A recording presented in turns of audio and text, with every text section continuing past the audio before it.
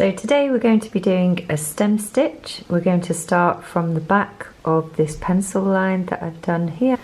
I'm going to bring my needle up and do one large stitch forwards, and then I'm going to go halfway along just above,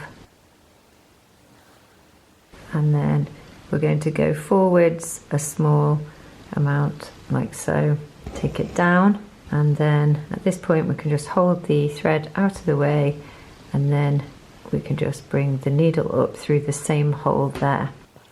And what this does is it creates a rope-like effect. It's used very often for outlining.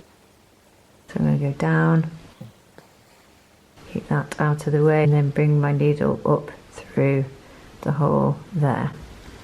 And you always want to keep this thread consistently on one side. So I'm going to take that down and bring my needle up through the same hole.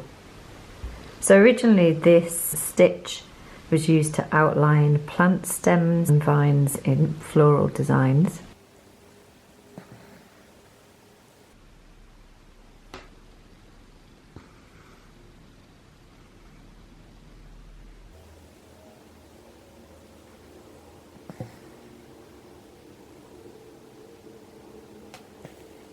And then to finish, I'm just going to take my stitch just slightly inside the end of that pencil line, just a small amount,